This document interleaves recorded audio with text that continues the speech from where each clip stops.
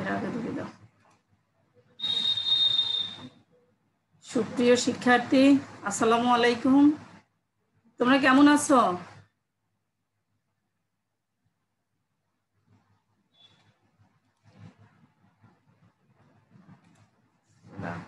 আসসালামু আলাইকুম, তোমরা কেমন আছো?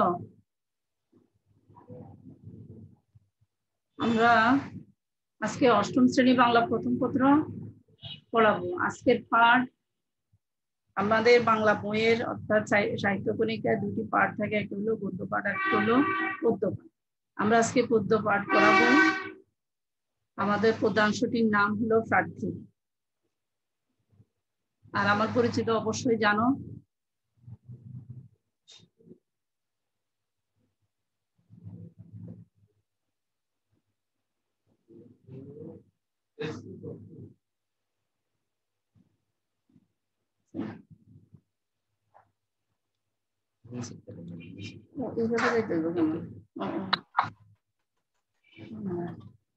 আমাকে শুনতে পাচ্ছ তোমরা? লুবাবাতুল হাসনা,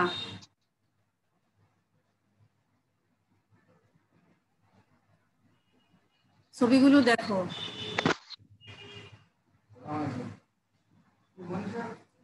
ছবিগুলো তোমরা কি দেখতে পাচ্ছি?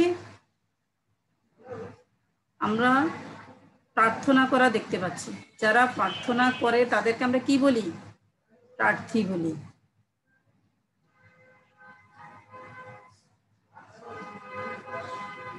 আমাদের আজকের পাঠ হলো প্রার্থী কবিতা। প্রার্থী কবিতা কে লিখেছেন? তোমরা কি স্ক্রিনে দেখতে পাচ্ছ? প্রার্থী কবিতাটি লিখেছেন সুকান্ত ভট্টাচার্য।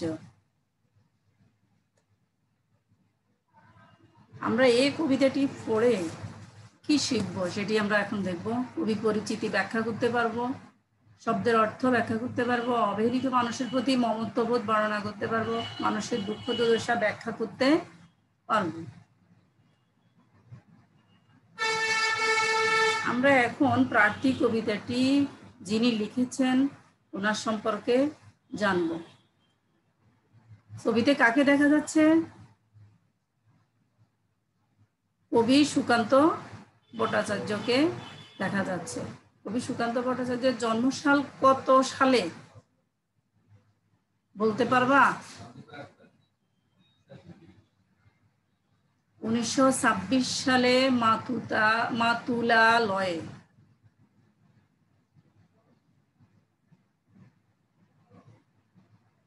তিনি মাত্র 21 বছর বয়সে 1947 সালে মারা যান। সুকান্ত ভট্টাচার্যের কয়েকটি কাব্যগ্রন্থের নাম আমরা এখন দেখব। ছাড়পত্র, ঘুম নেই, হরতাল, গীতি গুচ্ছ।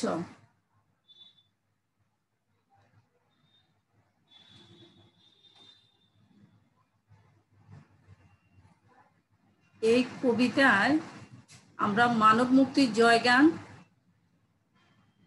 দেখতে পাই।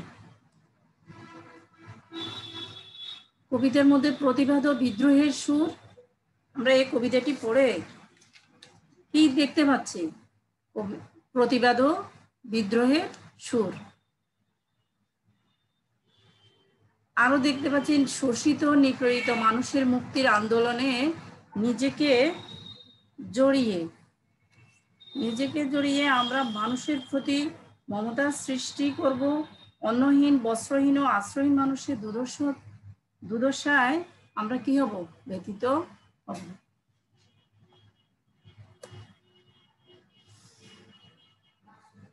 আমরা এই কবিতায় কয়েকটা কঠিন শব্দার্থ জানব। প্রার্থী শব্দের অর্থ কি বলতে পারবে তোমরা? প্রার্থী শব্দের অর্থ হলো প্রার্থনাকারী। হিমশীতল শব্দের অর্থ কি? হিমশীতল শব্দের অর্থ তুষারের মতো, অগ্নি, আগুনের গোলা। আমরা আরো কয়টা কঠিন শব্দ জানবো, সেটি হলো স্যাঁতসেঁতে, স্যাঁতসেঁতে, জড়তা, অকৃপণ। আমরা অবশ্যই এই শব্দগুলোর অর্থ আমরা কবিতাটা পড়ার সময় জেনে নিয়েছি। যেমন জড়তা শব্দের অর্থ হচ্ছে জড়তার ভাব, অর্থাৎ আড়ষ্টতা। অকৃপণ, কৃপণ নয় এমন। আর স্যাঁতসেঁতে শব্দের অর্থ হচ্ছে ভিজে ভিজে ভাবযুক্ত।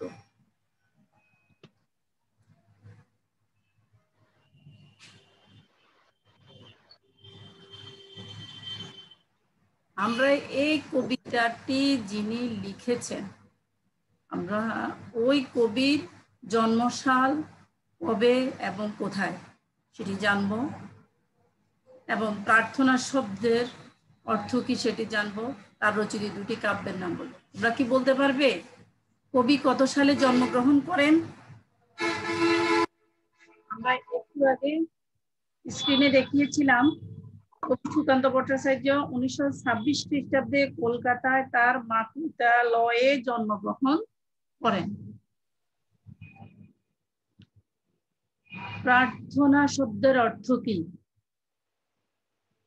বলতে পারবা? আবেদনকারী বা প্রার্থনাকারী। কবি সুকান্ত ভট্টাচার্যের রচিত দুটি কাব্যের নাম বলো।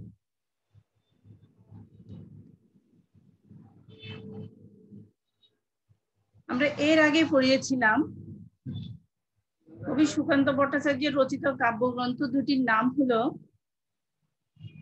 ঘুম নেই, পূর্বাভাস। আরো কাব্যগ্রন্থ রয়েছে অভিযান, ছাড়পত্র। আমরা অবশ্য কবি পরিচিতিটা পড়ছিলাম, আমরা ক্লাসে কবি পরিচিতিটা পড়েছিলাম। ওখানে অবশ্যই কবি পরিচিতির মধ্যে কাব্যগ্রন্থগুলোর নাম দেয়া আছে।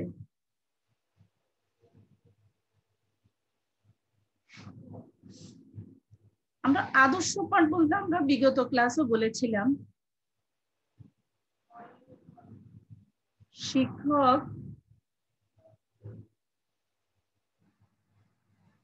যে কবিতা অংশটুকু ক্লাসে পাঠ করবেন সেটি হলো আদর্শ পাঠ।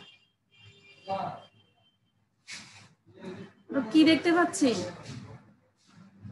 খুব আনন্দের সহিত সূর্যের আলো দেখতে পাচ্ছি এবং শীতের সূর্যের আলো দেখতে পাচ্ছি।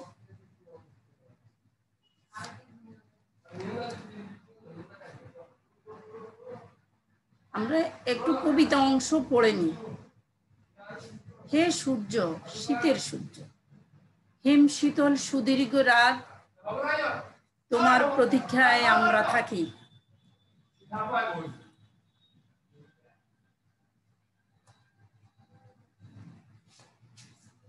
আমরা কবিতা চরণের সাথে মিল রেখে নিচের দুটি দৃশ্য দেখতে পাচ্ছি। একটি কিসের দৃশ্য দেখা যাচ্ছে? প্রথমটি কৃষকের। দ্বিতীয় দৃশ্যটি কিসে দেখা যাচ্ছে? ধান কাটার দৃশ্য। যেমন প্রতীক্ষা করে থাকে কৃষকের চঞ্চল চোখ ধান কাটার রোমাঞ্চকর দিনগুলির জন্য। কি দেখতে পাচ্ছি? যেমন প্রতীক্ষা করে থাকে কৃষকের চঞ্চল চোখ ধান কাটার রোমাঞ্চকর দিনগুলির জন্য। হে সূর্য, তুমি তো জানো আমাদের গরম কাপড়ের কত অভাব।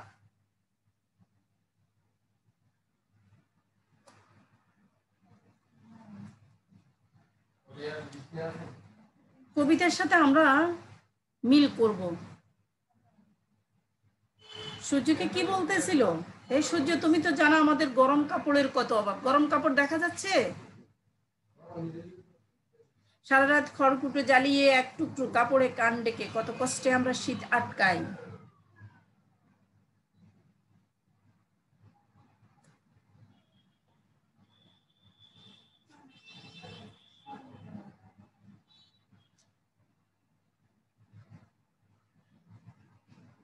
আমরা এখন একটু জোড়া, আমরা এটা অবশ্য আমাদের ক্লাসরুমে করে থাকি, যেটা জোড়ায় কাজ।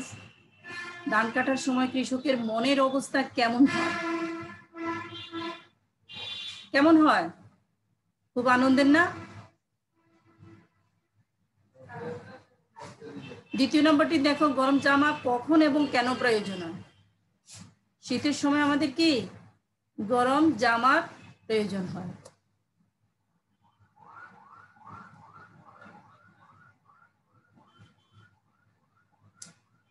সারা রাত খড়কুটো জ্বালিয়ে এক টুকরো কাপড়ে কান ডেকে কত কষ্টে আমরা শীত আটকাই। সকালের এক টুকরো রোদ্দুর এই এক টুকরো সোনার চেয়েও মনে হয় দামি। দেখতে পাচ্ছ,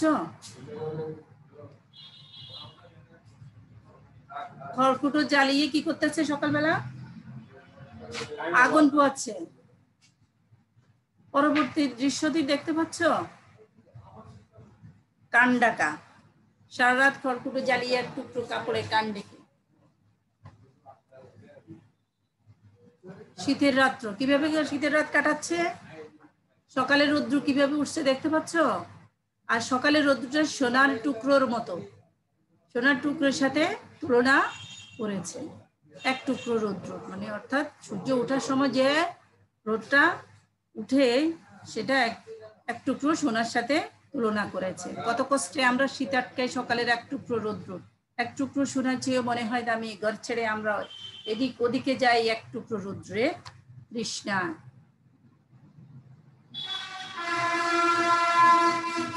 এই সূর্য তুমি আমাদের সাথে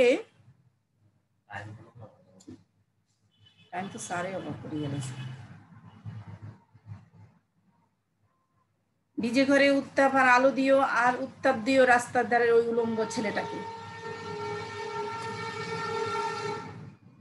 সেই সূর্য তুমি আমাদের উত্তাপ দিও, শুনেছি তুমি এক জ্বলন্ত অগ্নিপিণ্ড। একটি দলগত কাজ দিব, সেটি হলো দুঃখ দুর্দশা বলতে কবি কি বুঝাতে চেয়েছেন ব্যাখ্যা করো।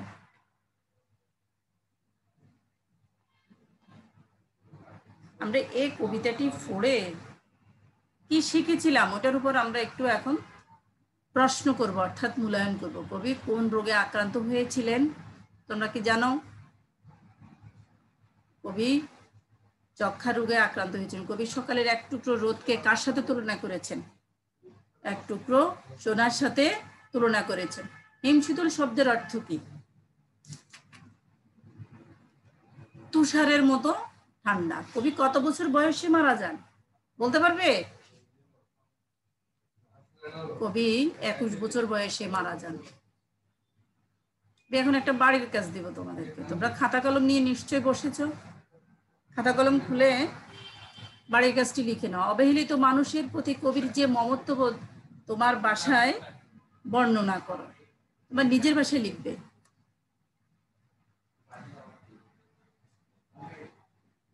আজকের জন্য ক্লাস এখানে সমাপ্তি। সবাইকে ধন্যবাদ। সবাই ভালো থাকবে, সুস্থ থাকবে। ঘর থেকে বের হলে মাস্ক পরিধান করবে। ঘরে ফিরে এসে 20 সেকেন্ড ধরে সাবান পানি দিয়ে হাত ধোবে।